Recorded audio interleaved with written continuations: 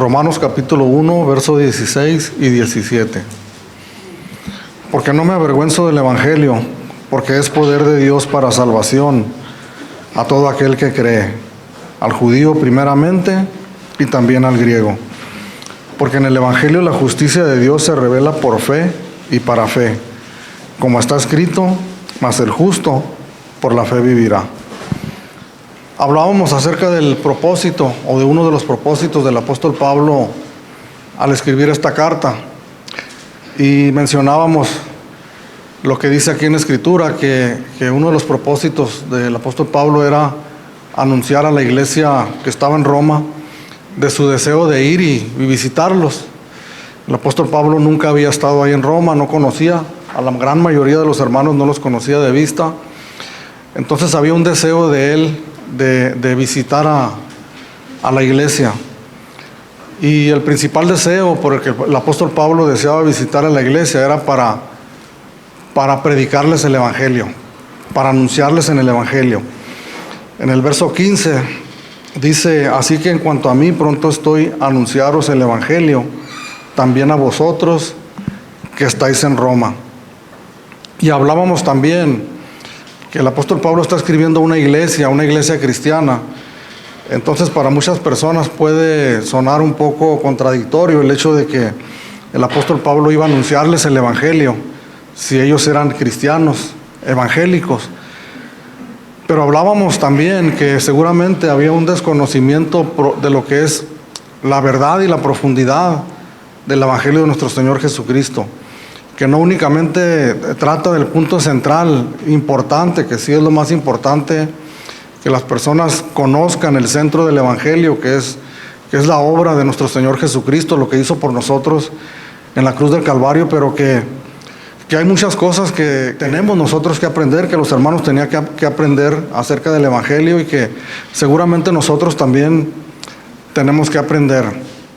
Entonces el propósito principal del apóstol Pablo era visitar a la iglesia que estaba en Roma para anunciarles el Evangelio. Y en el versículo 16, continuando con ese tema, el apóstol Pablo les dice: porque no me avergüenzo del Evangelio. O sea, les dice, yo quiero ir a visitarlos, quiero ir a mirarlos, porque quiero ir a anunciarles el Evangelio, quiero ir a proclamarles el Evangelio, a explicárselos, a enseñárselos. Y luego dice: yo no me avergüenzo del Evangelio. Pero ¿por qué diría el apóstol Pablo esta palabra? No me avergüenzo del Evangelio. Y la verdad de las cosas que avergonzarse del Evangelio para todo creyente, para todo cristiano, no únicamente para el apóstol Pablo, sino para todos aquellos que nos llamamos cristianos, es una tentación el que nosotros podamos llegar a avergonzarnos del Evangelio, el que nosotros podamos llegar a avergonzarnos a decir públicamente que nosotros hemos creído en el Señor Jesucristo como Señor y como Salvador, que es una tentación el que nosotros podamos llegar a avergonzarnos de proclamar abiertamente el Evangelio de Jesucristo a nuestras amistades, a nuestros compañeros de trabajo, aún a nuestra familia, en donde quiera que nosotros estemos. Verdaderamente es una tentación para nosotros avergonzarnos del Evangelio. Pero ¿por qué razón? ¿Por qué razón se puede convertir en una tentación para nosotros como creyentes el poder sentir vergüenza acerca del Evangelio? Una de las razones por las que nosotros podemos apenarnos o sentir vergüenza es por causa del rechazo del mundo al Evangelio de nuestro Señor Jesucristo, por causa de la hostilidad y de la violencia que el mundo tiene en contra del Evangelio de nuestro Señor Jesucristo. En el Salmo capítulo 2, si vamos para allá, por favor, el Salmo número 2, verso 1 al 3. ¿Por qué se amotinan las gentes y los pueblos piensan cosas vanas? Se levantarán los reyes de la tierra y príncipes consultarán unidos contra Jehová y contra su ungido, diciendo: rompamos sus ligaduras y echemos de nosotros sus cuerdas. Aquí el salmista David está hablando de una situación que ocurría ya en su tiempo, pero que nosotros miramos también que está sucediendo fuertemente en este tiempo. Fíjese lo que dice el salmista. Leemos una vez más. ¿Por qué se amotinan las gentes y los pueblos piensan cosas vanas? Se levantarán los reyes de la tierra y príncipes consultarán unidos contra Jehová y contra su ungido, diciendo: rompamos sus ligaduras y echemos de nosotros sus cuerdas.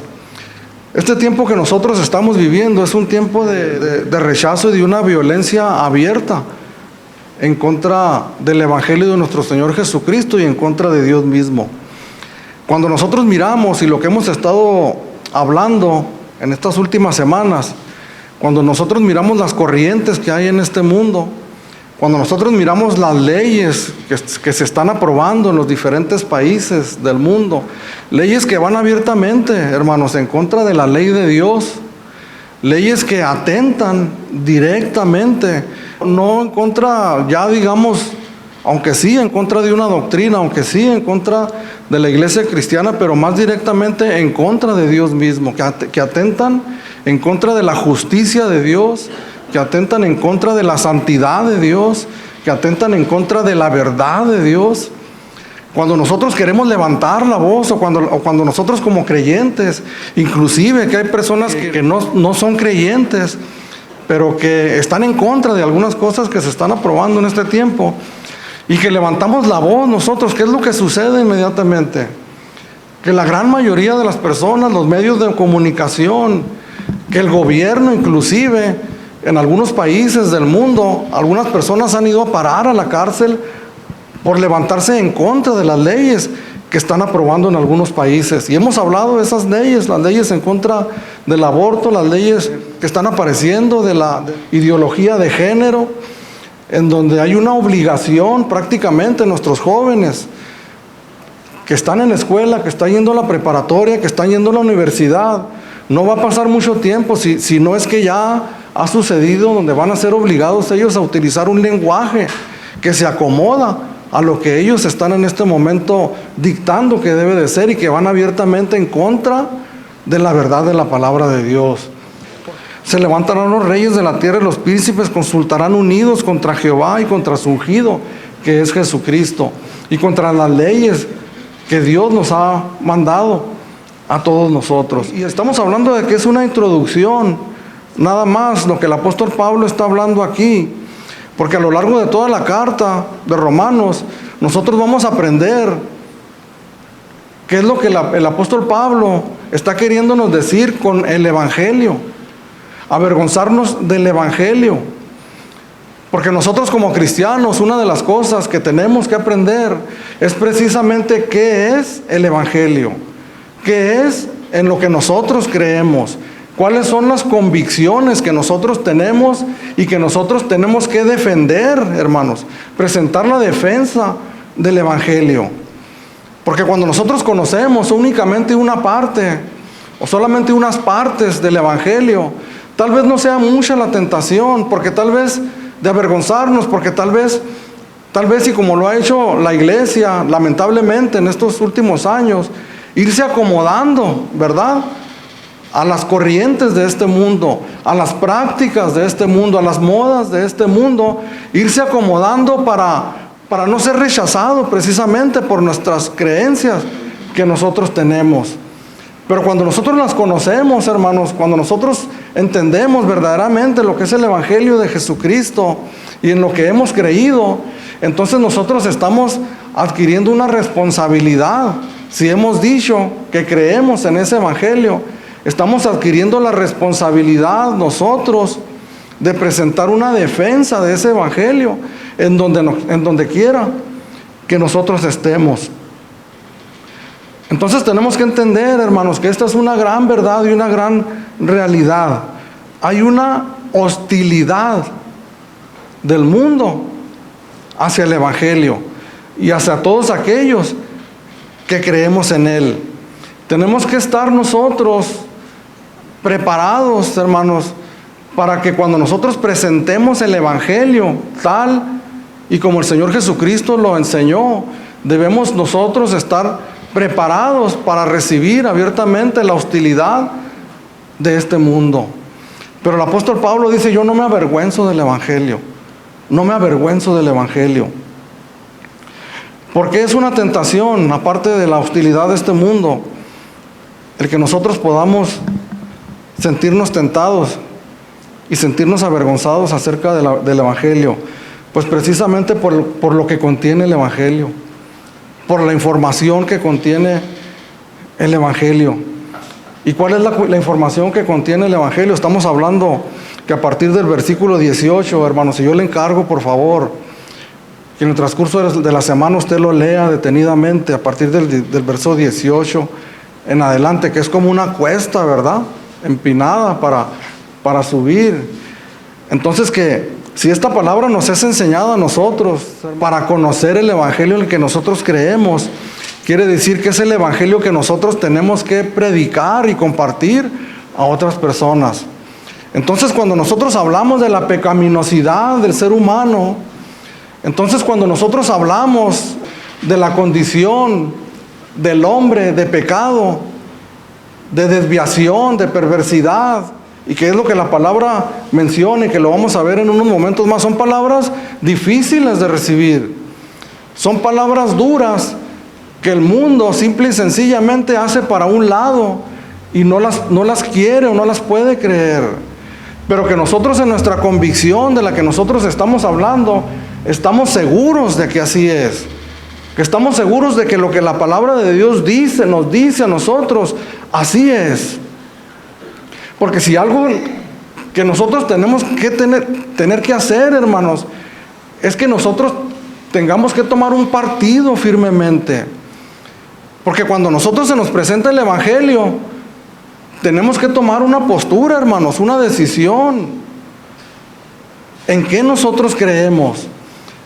Y nosotros hemos creído, hermano, que la palabra de Dios es la verdad de Dios, que el Evangelio de nuestro Señor Jesucristo es la verdad de Dios, que no podemos nosotros.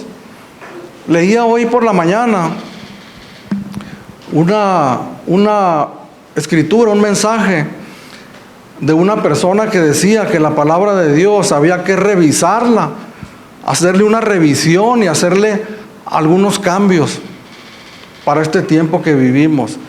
Y por un lado estaba el escrito de otra persona que decía: si nosotros dudamos de un solo versículo de la palabra de Dios, estamos dudando de toda la palabra de Dios. Entonces, en este tiempo nosotros tenemos que tomar una postura y tener una convicción verdadera, hermano, de creer que la palabra de Dios es la verdad de Dios, el Evangelio de Dios. Y esa verdad nos dice indiscutiblemente que todos nosotros somos pecadores.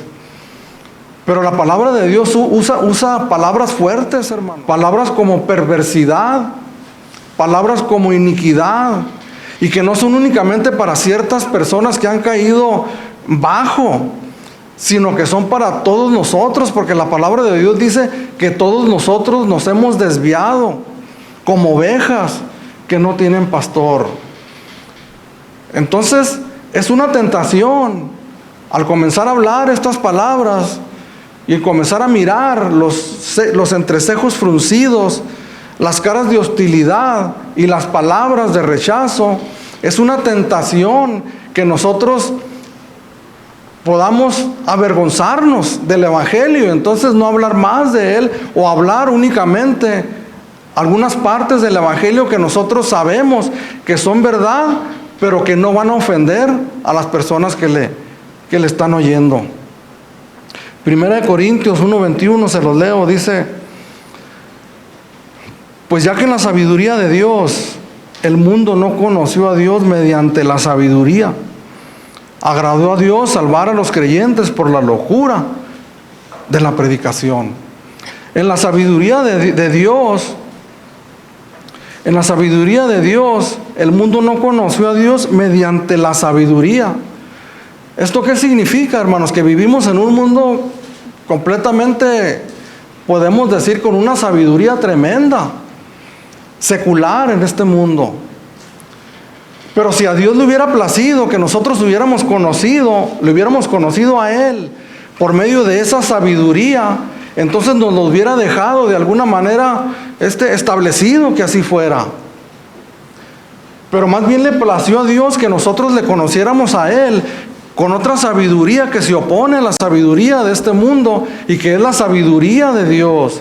Y que esa sabiduría, el apóstol Pablo en este texto que leímos de 1 Corintios 1:21 la menciona como la locura de la predicación. La locura de la predicación para el mundo, que no tiene sentido, que no tiene lógica, según ellos, pero que para nosotros hemos experimentado que verdaderamente es poder para salvación. Y es de ahí, hermanos, donde surge la convicción. Porque no estamos hablando de una sabiduría que hemos aprendido. O no estamos hablando de una sabiduría que nos han persuadido únicamente, que intelectualmente es correcta, que es verdad. Sino que nosotros mismos hemos sido tocados por esa sabiduría, por el poder de Dios, por el poder del Evangelio de Dios, y nuestras vidas han sido transformadas. Entonces de ahí viene la convicción de cada uno de nosotros para hacer a un lado esa tentación de sentirnos nosotros avergonzados del Evangelio. No es raro, más bien se ha vuelto común que muchos pastores, porque yo los he escuchado literalmente de viva voz, predicadores que se han asomado a la psicología para adquirir más conocimiento, según ellos dicen, y para poder ser más efectivos en el ministerio. Entonces, si nosotros hacemos eso, estamos diciendo, hermano, que lo que nosotros conocemos como el Evangelio, como la palabra de Dios, no es suficiente para poder salvar a las personas. Y que entonces nosotros necesitamos de una sabiduría más para poder completar, entonces poder ser nosotros más efectivos. Entonces implícitamente nosotros estamos negando que esto tenga poder. Y estamos nosotros poniendo la confianza en la sabiduría de este mundo. Pero para no caer, hermanos, en algún tipo de confusión, yo también quiero aclararles que hay otro extremo también, donde algunas personas han llegado, en donde dicen ellos que únicamente de este libro se basan para estudiar toda la verdad de la palabra de Dios. Pero tenemos que entender, hermanos, por ejemplo, esta carta a los romanos, que fue escrita en un contexto histórico, en un año específico de la historia, en un lugar específico de la historia, y que el apóstol Pablo no nos da detalles de eso, que son situaciones que nosotros tenemos que investigar por nuestra cuenta, aparte. En otros libros de historia, comentarios bíblicos, diccionarios, para poder entender los significados de las palabras y poder comprender mejor la palabra de Dios. Lo que nosotros podemos llamar herramientas que nos ayudan a entender lo principal, lo básico, lo único, la verdad de la palabra de Dios. Que es lo que nosotros estamos haciendo los sábados, ¿verdad? Las hermanas y nosotros los martes. Estamos auxiliándonos de un escrito que un grupo de hermanos hicieron para ayudarnos a nosotros que podamos comprender mejor las verdades de la palabra de Dios. Pero nosotros como creyentes tenemos que tener la convicción de que todo lo que nosotros necesitamos, y se lo voy a decir de esta manera, no únicamente, hermanos, para las cosas espirituales, para las cosas de Dios, sino para todas las áreas de nuestra vida, para todo, absolutamente. La palabra de Dios es suficiente para nosotros. Cuando nosotros nos metemos a ella, cuando nosotros escudriñamos y miramos todo lo que en la palabra de Dios hay, para bendición de nosotros como sus hijos, como su pueblo. El Señor Jesucristo nos advirtió, hermanos, acerca de la vergüenza.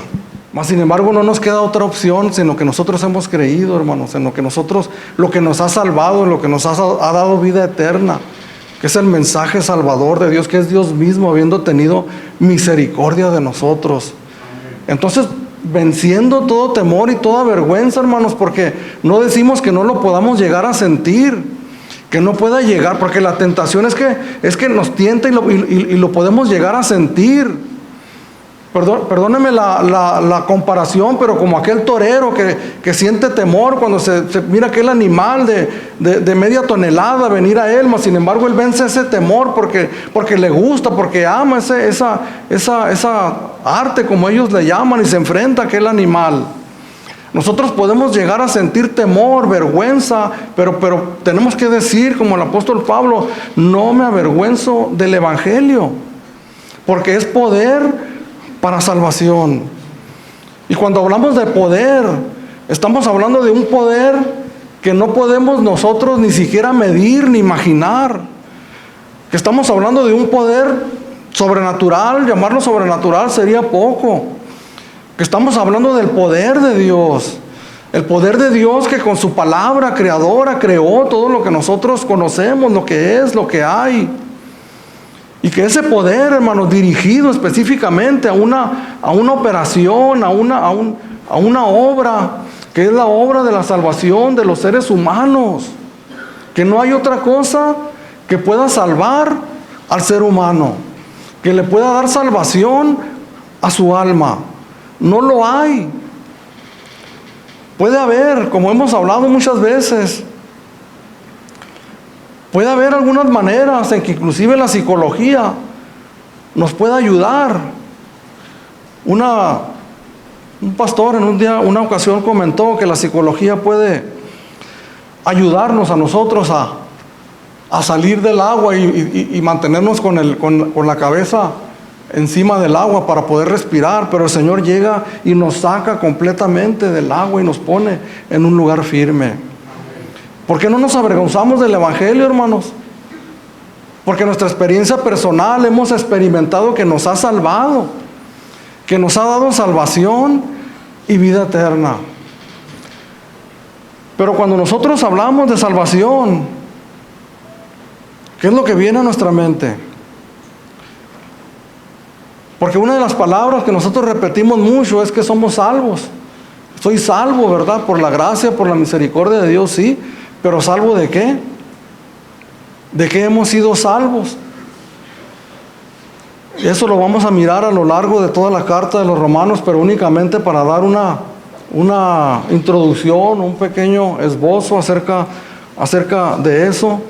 La palabra salvación tiene que ver también con la liberación. Cuando Dios salvó al pueblo de Israel y lo sacó de la tierra de Egipto y lo puso en la tierra prometida, después de haber pasado por el desierto, los salvó, los liberó de la esclavitud en la que ellos se encontraban en Egipto. Aquí en este mundo podemos decir que Dios nos salva de la esclavitud del pecado. Porque si la Biblia dice que todos nosotros somos pecadores, tenemos que entender nosotros que no somos pecadores, aunque de alguna manera lo es, pero hay una explicación más profunda, que no lo somos por gusto, porque nosotros queremos ser pecadores. Tomamos la decisión nosotros de tomar el camino equivocado, es una responsabilidad nuestra, que tomamos esa decisión nosotros, de ir por ese rumbo, por ese camino. Pero cuando nosotros estamos caminando ahí, nosotros somos hechos esclavos de ese pecado. Hay una servidumbre de nosotros hacia el pecado. Y tal vez haya áreas en la vida donde nosotros podemos decir, yo no sé cómo estas personas toman tanto, tan fácil que es, yo no puedo, ni se me antoja tomar, ni se me antoja irme y drogarme o ir a hacer esto o lo otro. Sí, pero escudriñando el corazón de las personas, que Dios lo escudriña, hay algo en todo ser humano en donde es esclavo del pecado y que es llevado cautivo hacia esa esclavitud, y que lo hemos podido comprobar cuando en algunas ocasiones hemos querido nosotros zafarnos de ello y simple y sencillamente no hemos podido. Que una y otra vez volvemos hacia allá. ¿Por qué? Porque hay una servidumbre, hay una esclavitud hacia el pecado. Pues Dios nos salva de esa esclavitud, del poder del pecado. En Romanos capítulo 6, en el verso 6, dice, sabiendo esto, que nuestro viejo hombre fue crucificado juntamente con él, para que el cuerpo del pecado sea destruido, a fin de que no sirvamos más al pecado. Hemos aprendido en algunas otras ocasiones y lo vamos a ir aprendiendo más profundamente, sobre todo cuando lleguemos aquí a este capítulo 6, que una de las cosas que suceden en nosotros, cuando nosotros ponemos nuestra fe en el Evangelio, en Jesucristo, es que nosotros nos identificamos con Jesús en su muerte. Y al identificarnos con Jesús en su muerte, nosotros estamos proclamando que para el pecado nosotros estamos muertos. En el versículo 1 del capítulo 6, de hecho, dice que pues diremos, perseveraremos en el pecado para que la gracia abunde. De ninguna manera, porque los que hemos muerto al pecado, ¿cómo viviremos aún en él? En el verso 17 y 18 de aquí mismo del capítulo 6 de Romanos, dice, pero gracias a Dios, que aunque eran esclavos del pecado, habéis obedecido de corazón aquella forma de doctrina en la cual fuisteis entregados. Verso 18, y libertados del pecado, vinisteis a ser siervos de la justicia. Tal vez nosotros, algunas personas puedan decir que no, que ellos de ninguna manera, que ellos andan con libertad en este mundo, que ellos no son esclavos del pecado porque no practican ninguna de las cosas que la sociedad en general cataloga como cosas pecaminosas, y que aún en este tiempo que estamos viviendo, esas cosas que antes la mayoría de la sociedad consideraba pecaminosas, ahora ya no les están poniendo ese título. Pero hay personas que consideran que ellos no están bajo esta categoría. Pero si nosotros leemos en Efesios capítulo 2, en el verso 1 en adelante, que dice, Él os dio vida a vosotros cuando estabais muertos en vuestros delitos y pecados, en los cuales anduvisteis en otro tiempo, siguiendo la corriente de este mundo. Fíjese este versículo 2, en los cuales anduvisteis en otro tiempo, siguiendo la corriente de este mundo, conforme al príncipe de la potestad del aire, el espíritu que ahora opera en los hijos de desobediencia, entre los cuales también todos nosotros en otro tiempo vivimos en otro tiempo en los deseos de nuestra carne, haciendo la voluntad de la carne y de los pensamientos, y éramos por naturaleza hijos de ira, lo mismo que los demás. Le escribe el apóstol Pablo a los Efesios, le dice, ustedes que hoy son cristianos, en otro tiempo andaban siguiendo la corriente de este mundo. ¿Conforme a quién? Conforme al príncipe de la potestad del aire, el príncipe de la iniquidad, Satanás. Todas las personas, hermanos, en este mundo nos podemos dividir en dos categorías, así, simple y sencillamente. ¿Somos obedientes a qué? Únicamente dos bandos, hermanos. O somos obedientes a Dios o a su palabra, o somos obedientes a Satanás. Es lo difícil, es la locura de la predicación.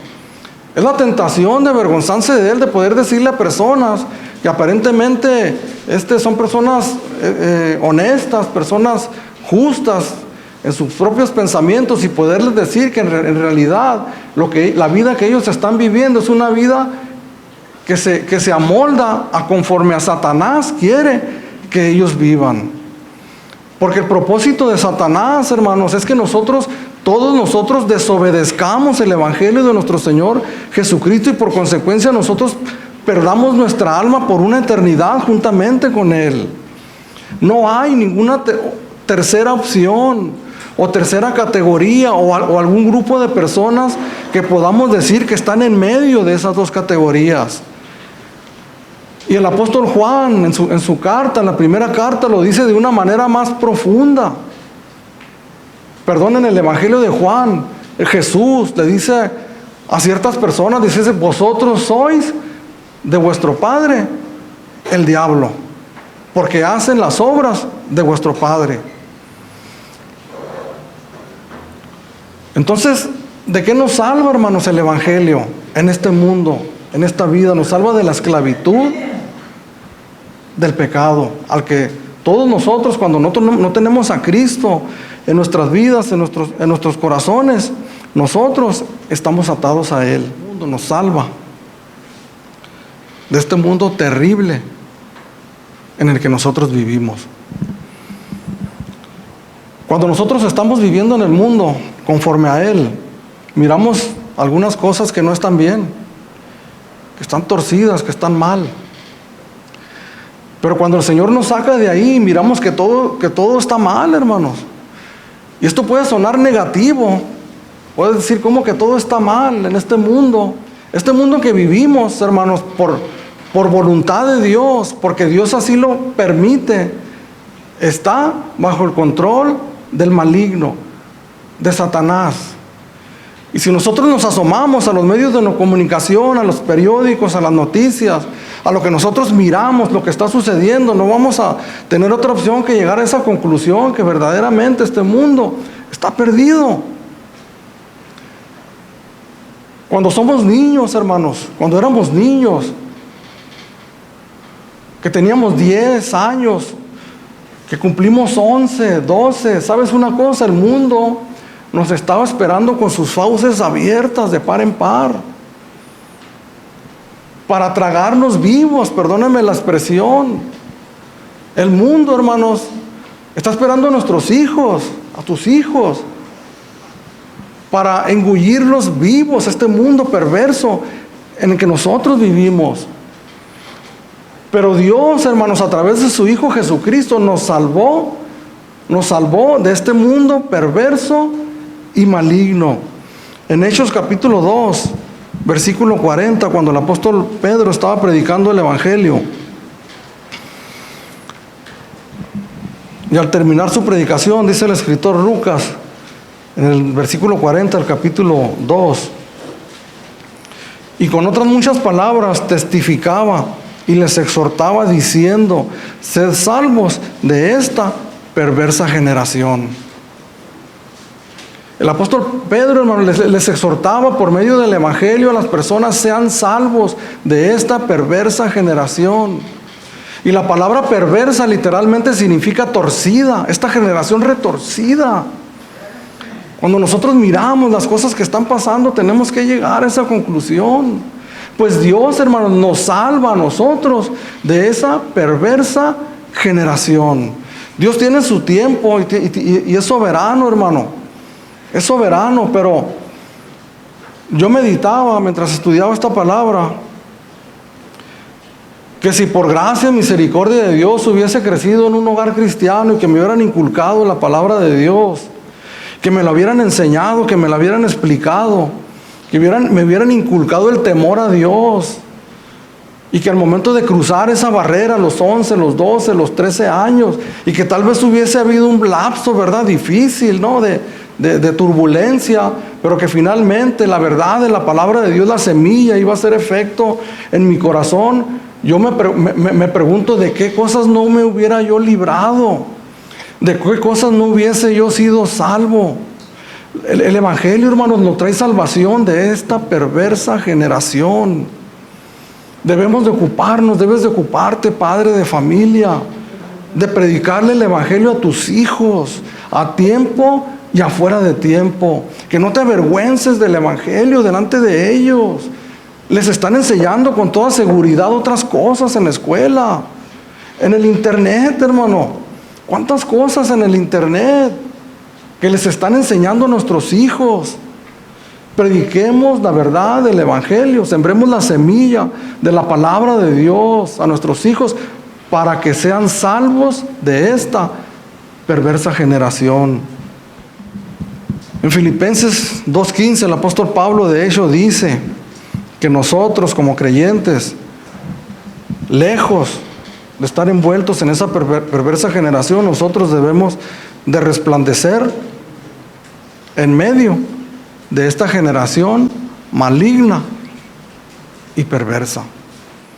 Nosotros conocemos la gracia de Dios que salva, que transforma a las personas, pero hay una gracia también más amplia que la palabra de Dios nos da testimonio de ella, y que es la gracia común, la gracia que Dios derrama hacia toda la humanidad, sin importar si sean salvos o no. Dijo el Señor Jesucristo que Dios hace salir su sol sobre buenos y sobre malos, y que hace llover sobre justos y sobre injustos. Hace ratito yo comenté que todo en este mundo está mal porque está bajo el control del maligno, pero hay algo que lo detiene, dice el apóstol Juan, porque si por Satanás fuera, ya ninguno de nosotros estuviéramos aquí.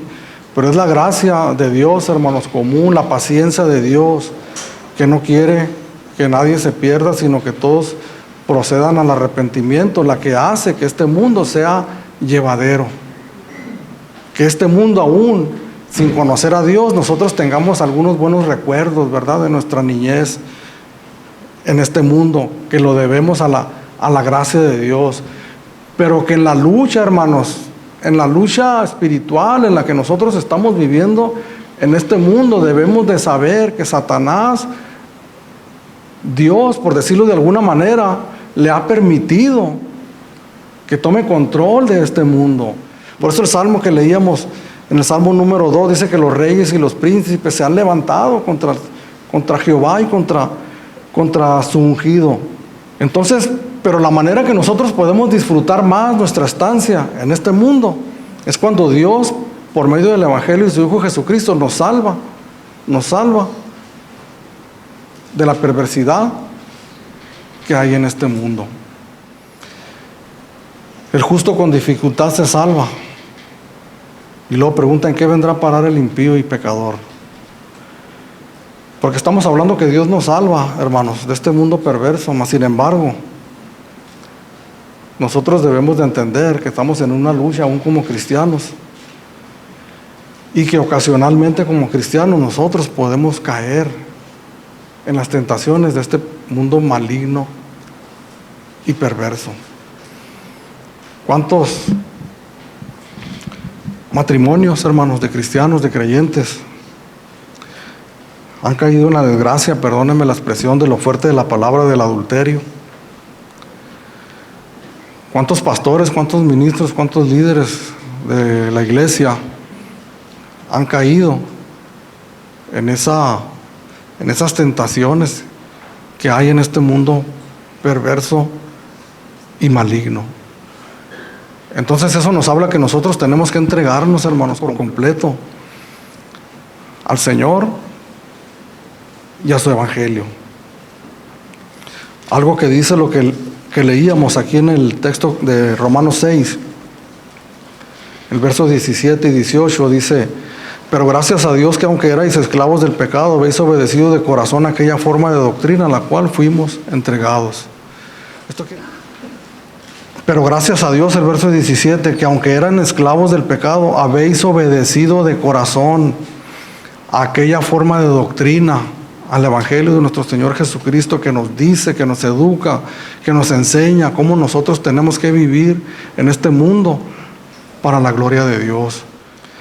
Entonces la salvación de Dios, hermanos, abarca esta vida, nos libera del pecado, de la esclavitud del pecado, nos libera de actitudes, de prácticas, de hábitos pecaminosos, nos libera de caer en la corriente de este mundo retorcido, hermanos, nos pone aparte. El ser santificados es lo que significa ser puestos aparte, nos saca de ahí, nos pone en lugar seguro. Estamos en este mundo todavía, pero no pertenecemos a este mundo. Nuestra ciudadanía, hermanos, está en los cielos. Mirábamos una palabra muy interesante que la van a mirar ustedes, las mujeres también, que la palabra iglesia es la palabra original, eclesia, y la primera frase, viene de una raíz que significa salir. Entonces la iglesia, podemos decir que es un grupo de personas que han salido de una corriente, han salido de una manera de vivir que hay en este mundo y han sido puestos aparte. Por eso el apóstol Pablo, al hablar a los cristianos, mencionan en muchas ocasiones a los santos que están en determinada iglesia, porque hemos sido sacados de ahí. Algo que tenemos nosotros que saber es que un día vamos a dar cuentas a Dios. El pensamiento corriente de este mundo en este tiempo es que, lo hablábamos la semana pasada o semanas antepasadas, que las mujeres en este tiempo dicen: yo puedo hacer de mi cuerpo lo que yo quiera, tengo derecho a hacer de mi cuerpo lo que yo quiera. En cierta manera podemos decir que sí. No solamente las mujeres, los hombres, todo el mundo tiene derecho a hacer lo que quiera. Pero un día vamos a dar cuentas a Dios. Un día nos vamos a presentar delante de Dios. Esto nos han hecho creer que es un cuento, que es para infundir temor a las personas, pero es la verdad del Evangelio. Es donde nosotros tenemos que decir, tengo convicción en lo que está aquí, es verdad. A partir del verso 18, con el que nos vamos a encontrar la semana entrante, que dice: porque la ira de Dios se revela desde el cielo contra toda impiedad e injusticia de los hombres que detienen con injusticia la verdad. ¿Salvos de qué, hermanos? Leía una frase también que me gustó mucho, que hablaba de dos tipos de personas. Dice: sí, hay dos tipos de personas. Uno, los que reciben la gracia de Dios, y los otros, los que reciben la justicia de Dios. Los que reciben la gracia de Dios somos aquellos que hemos sido perdonados, justificados por fe, y que por esa gracia, por esa justificación de la que vamos a hablar en unos momentos, nosotros no debemos de tener temor en ese gran día, sino la gloriosa expectativa de que le vamos a ver su rostro, y vamos a estar una eternidad con Él. Pero la ira de Dios, hermanos, que nos habla en el capítulo 2, el versículo 5 de Romanos, que dice: pero por tu dureza y por tu corazón no arrepentido, atesoras para ti mismo ira, para el día de la ira, de la revelación del justo juicio de Dios, el cual pagará a cada uno conforme a sus obras. ¿En dónde está la dificultad, hermanos, de creer en esto? Pues la dificultad está en que cuando nosotros escuchamos hablar de la ira de Dios, viene a nuestras mentes el recuerdo de papá, ¿verdad? De mamá, cuando de repente salían de sus casillas, ¿verdad? Y en esa ira de Dios, de papá o de mamá, pues nos daba unos buenos cintarazos, unos buenos varazos, ¿no? Hemos conocido a personas, o nosotros mismos que en ocasiones explotamos, ¿verdad? Con explosiones de ira. Estamos tranquilos, de repente hay un cambio brusco de estado de ánimo, entonces nosotros caemos en ira, iracundos, una ira irracional, una ira pasional, en donde nosotros cometemos injusticias, decimos palabras equivocadas. Entonces nosotros relacionamos esa ira de Dios con esa ira que nosotros conocemos y decimos: no, Dios no puede ser así. Porque imaginamos, ¿verdad?, a una persona o a un ser que de repente cambia, ¿no? Que con unas personas es dulce y luego voltea para otro lado iracundo, empieza a repartir varazos. Pero lo que pasa es que nosotros concebimos la ira de Dios conforme a nuestro limitado pensamiento, como nosotros lo concebimos. Pero cuando hablamos de la ira de Dios, simplemente estamos hablando de lo que dice el capítulo 2, cuando habla de la justa ira de Dios. Porque aún nosotros, hermanos, que yo creo que todos nosotros hemos tenido momentos de explosiones de ira que no debieron de haber ocurrido. Pero ¿quién de nosotros no nos airamos? Podemos decir justamente ante una injusticia. ¿Quién de nosotros no nos airamos, hermanos, cuando miramos en el periódico que el padrastro, que el papá golpeó hasta morir a su bebé de 2 años? Creo yo que si no sientes ira, que si no sientes coraje, algo está mal en tu corazón. Si hablamos de la justa ira de Dios, al mirar la maldad del ser humano, su desobediencia a la ley de Dios, podemos mirar una consecuencia que hay para aquellas personas que desobedecen a la palabra de Dios. Hace como una semana miré una noticia, estaba leyendo y decía que habían liberado a una persona que estaba manejando en estado de ebriedad y chocó con el carro de una muchacha que iba en sus 5 sentidos, que venía bien de trabajar, pero él tuvo la responsabilidad de manejar bajo los influjos del alcohol, exceso de velocidad, se pasó un semáforo y le dio al carro y mató a la muchacha. Lo llevaron al hospital a él. Como a las 8 horas lo presentaron al Ministerio Público y el juez lo dejó libre porque dijo que no estaba correcto el procedimiento. A mí me dio coraje y dije, ¿cómo puede ser posible esta injusticia?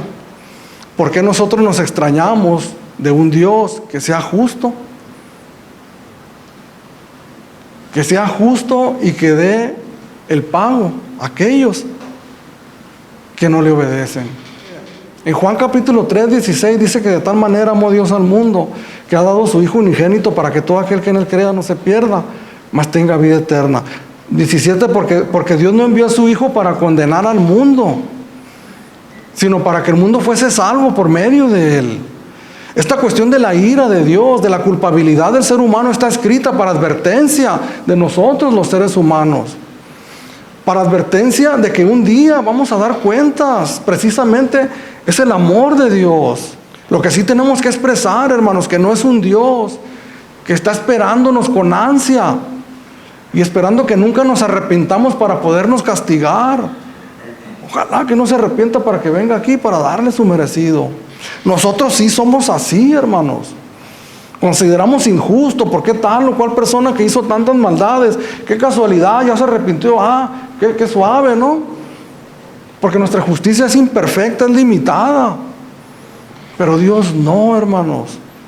Dios nos da el mensaje, la advertencia, para que nosotros procedamos al arrepentimiento y poder ser salvos en medio de esta generación maligna y perversa, y podamos ser salvos también de la justa ira de Dios. Entonces, cuando el apóstol Pablo dice, no me avergüenzo del evangelio porque es poder de Dios para salvación, no se limita ahí a ese versículo y dejarlo como un pensamiento bonito, sino que nos explica a nosotros qué habla ese evangelio acerca de la salvación y de qué nos está salvando. Es poder de Dios para salvación para todo aquel que cree, al judío primero y también al griego.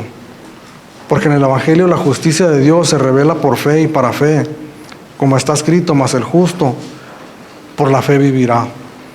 Está citando el apóstol Pablo un texto de Habacuc, capítulo 2, verso 4, en el Antiguo Testamento.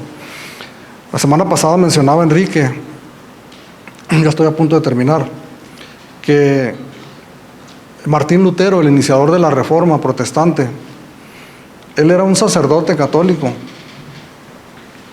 atormentado cuando uno mira su biografía, por la culpa, por la culpabilidad, siendo sacerdote católico. Un hombre que quería encontrar la paz con Dios por medio de obras, por medio de hacer penitencias que les enseñaban en la doctrina católica.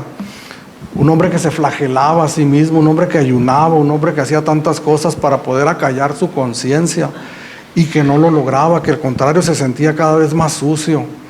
Pero que un día, escudriñando la palabra de Dios aquí en el libro de Romanos, se encontró con esta hermosa frase, hermanos: mas el justo por la fe vivirá. Lo único que tenemos que hacer es creer, hermanos, creer. Pero tenemos que hacer a un lado la vergüenza, hermanos, de creer en estas cosas de las que estamos hablando, porque ¿en qué tenemos que creer? Tenemos que creer en toda la información del evangelio, no solamente unas partes y en otras no. Pues me late lo del amor, ¿verdad? Me late lo de la gracia, pero lo de la ira, de la perdición, de la condenación, eso no se me hace que esté bien. Entonces voy a creer nada más en esto. Creer nos habla de creer en toda la palabra de Dios, toda la información que el evangelio nos da por medio de su palabra. Y creer en su autor, en su principal protagonista, el Señor Jesucristo. Creer en Él como nuestro Señor y como Salvador. Creer es tener fe, confiar. El confiar, el creer no es una obra, no es un trabajo que nosotros tenemos que hacer para ganar la salvación. El creer únicamente es extender nuestras manos y recibir ese precioso regalo, hermano. El creer es rendirnos, decir, Señor, me rindo a ti, como se rindió Martín Lutero, por más que haga no puedo, únicamente tú, Señor, puedes darme la salvación. Cuando el Evangelio es proclamado, hermanos, automáticamente estamos recibiendo nosotros una invitación, un llamado. ¿Un llamado a qué, hermano? A arrepentirnos y a creer en el Evangelio. Dice Marcos 1:15 que apareció predicando diciendo, el tiempo se ha cumplido y el reino de Dios se ha acercado. Arrepentíos y creed en el Evangelio. Cuando nosotros escuchamos el Evangelio, estamos recibiendo la invitación a arrepentirnos y a creer en ese Evangelio. ¿Para qué, hermanos? Para ser salvos. Ser salvos de la esclavitud, del pecado y de la condenación eterna, de la ira de Dios. Es un llamado que Dios nos hace a cada uno de nosotros, y cuando nosotros lo recibimos, como dice aquí el verso 17, porque en el Evangelio la justicia de Dios se revela por fe y para fe. La justicia de Dios. Ahí estamos hablando ya de otra manifestación de la justicia de Dios. Hablábamos de la justa ira de Dios, que Dios es justo, es recto, es santo y que aborrece el pecado. Pero la manifestación de esa justicia de Dios es que Él ha provisto un plan.